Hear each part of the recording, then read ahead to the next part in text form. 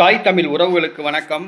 மடப்புரம் அஜித்குமார் படுகொலையில் பொய் புகார் கூறிய நிகிதா என்ற பெண்ணின் கணவர் யார் தெரியுமா என்ற தலைப்பில் இந்த காணொளியை காண்கிறோம்.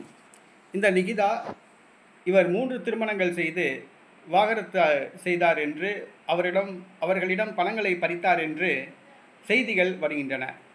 மேலும் பண மோசடி சம்பந்தப்பட்ட செய்திகளும் உள்ளன. இந்த சூழ்நிலையில் நேற்றைய தினம் தென்னிந்திய ஃபார்வர்ட் பிளாக் கட்சியின் தலைவர் திருமாறன் அவர்கள் 21 ஆண்டுகளுக்கு முன்பாக இந்த நிகிதா தன்னை திருமணம் செய்தார்.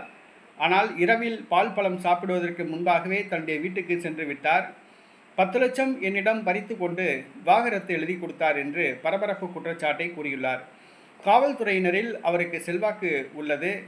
ஆகையால் இந்த பிரச்சனைக்கு பிறகு நிகிதா வேறு யாரையும் ஏமாற்றக்கூடாது, அந்த அளவுக்கு நிகிதாவுக்கு தண்டனை பெற்றுத்தர வேண்டும் என்று திருமாறன்ஜி கூறியுள்ளார்.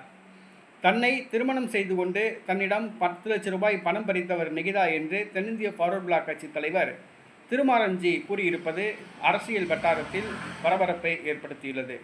ஒரு பிரபல அரசியல் கட்சி தலைவரையே திருமணம் செய்து அவரிடம் 10 லட்சம் பணம் பறித்தவர் நிகிதா என்பது தெரிய வருகிறது. இவர் தற்பொழுது ஒரு IAS அதிகாரி மற்றும் ஒரு அமைச்சருடன் தொடர்பில் உள்ளார் என்று கூறப்படுகிறது.